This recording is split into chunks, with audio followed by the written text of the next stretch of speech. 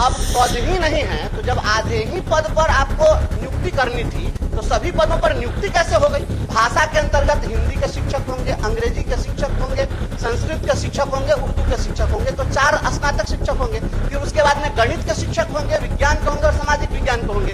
कुल 7 शिक्षक होंगे और 32,000 में अगर 7 से गुना कर दिया जाए तो 2,24,000 पद सृजित होते हैं। एक और कहा जा रहा है कि स्नातक ग्रेड में पद नहीं है। दूसरी ओर कई जिलों ने अभी आपके विशिष्ट शिक्षक नियमावली के अंतर्गत प्रोन्नति के लिए आदेश जारी कर दिया है। पिछली सेवा की भी गणना की जा रही है, तो पूर्व के नियमावली में जो भी प्रावधान है उसके आलोक में प्रोन्नति जरूर देय होनी चाहिए। जब आपने नियम बनाया है 8 वर्षों की सेवा पूर्णता के आधार पर स्नातक ग्रेड देंगे, 5 वर्षों की सेवा के आधार पर हम प्रधानाध्यापक ग्रेड देंगे। जब सब काम आप कर दिए और इसमें जो मूलभूत जो सरकार की अधिसूचना है उसकी अवहेलना हो रही है, तो ये समीक्षा किए जाने का दायित्व है विभाग का कि इसकी पूर्ण समीक्षा करिए और समीक्षा में आर्थिक मामले को जरा नजरअंदाज नहीं करिए, क्योंकि शिक्षक भूखा रहेगा तो पढ़ाई क्या कराएगा। तो थोड़ा वक्त लगेगा, लेकिन उनके यथासंभव उन हितों की रक्षा करेंगे,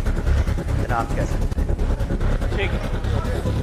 नमस्कार, अब देखना शुरू कर चुके हैं लाइव सिटीज को। मेरा नाम अभिषेक है। शिक्षकों के प्रमोशन को लेकर, शिक्षकों के वेतन प्रमोशन को लेकर भारी हंगामा हुआ है। बिहार विधान परिषद में एमएलसी बंशीधर बृजवासी ने ध्यान आकर्षण में मोर्चा खोला, जिसके बाद जेडीयू के तमाम नेताओं ने भी खुलकर मोर्चा खोला और शिक्षा मंत्री ने जवाब भी दिया है। क्या कुछ जवाब है, क्या कुछ वीडियो है, पहले आप वो देखिए। जवाब मिला है महोदय, जवाब मिला है, लेकिन जो जवाब है वह बिल्कुल तथ्यहीन, भ्रामक, नियमावली के विरुद्ध, सरकार के संकल्प के विरुद्ध है।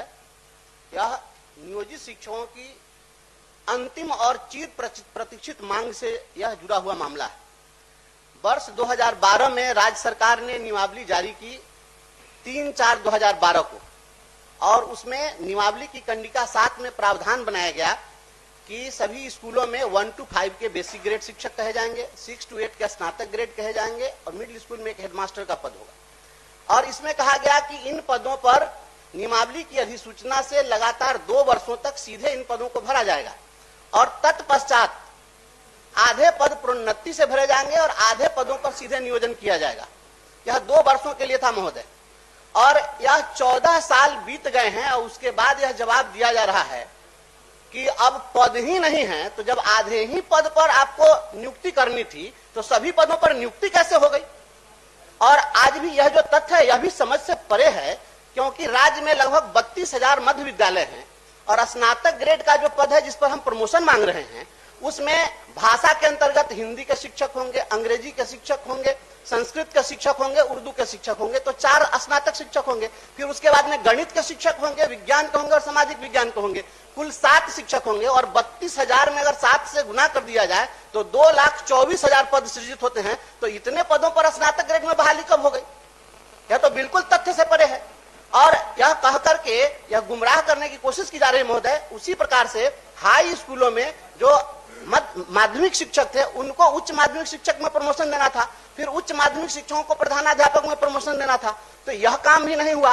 और एक और कहा जा रहा है कि स्नातक ग्रेड में पद नहीं है। दूसरी ओर कई जिलों ने अभी आपके विशिष्ट शिक्षक नियमावली के अंतर्गत प्रोन्नति के लिए आदेश जारी कर दिया है और विशिष्ट शिक्षक नियमावली में जो 1 to 5 के विशिष्ट शिक्षक हैं उनको 6 to 8 के ही विशिष्ट शिक्षक पद पर प्रोन्नति दी जानी है। यह कैसे हो सकता है? यह बिल्कुल एकदम तथ्य से परे है। और सरकार अगर देने के लिए नियमावली बनाई, यह नियमावली महोदय हमारे हाथ में है और यह नियमावली सरकार बनाई तो ये अधिकारी कौन होते हैं रोकने वाले और गुमराह करने वाले? यह महोदय बहुत ही चिंतनीय बात है। और शिक्षक जो है आज पूछिए, बोलिए। माननीय सदस्य का प्रश्न बहुत ही माकूल है। जब नियोजित शिक्षक स्थानीय निकाय के शिक्षक आज भी हैं और उनके लिए नियमावली में प्रोन्नति का प्रावधान है, उत्क्रमण के बाद जब वो राज्यकर्मी बने तो उनकी पिछली सेवा की भी गणना की जा रही है, तो पूर्व के नियमावली में जो भी प्रावधान है उसके आलोक में प्रोन्नति जरूर देय होनी चाहिए। चाहे कोई भी हो, स्नातक ग्रेड के हो, प्राथमिक हो, 6 to 8 हो, माध्यमिक हो, उच्च माध्यमिक हो, लेकिन प्रोन्नति होनी चाहिए। ये उनका नैसर्गिक अधिकार है, इससे उनको वंचित नहीं किया जाना चाहिए महोदय। ठीक, माननीय मंत्री। ये जितने भी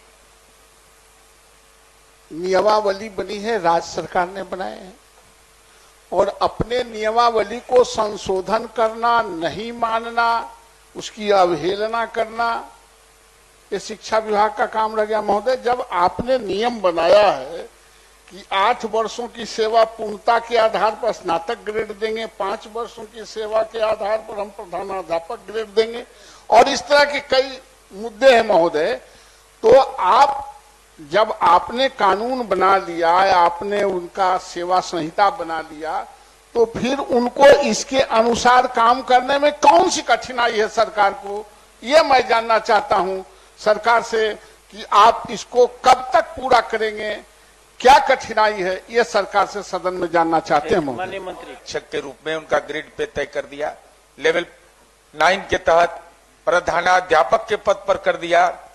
प्रोन्नति के फलस्वरूप ये सामान्य नियम है कि उसको इंक्रीमेंट का लाभ मिलता है, लेकिन प्रधानाध्यापक को इससे वंचित रखा गया है।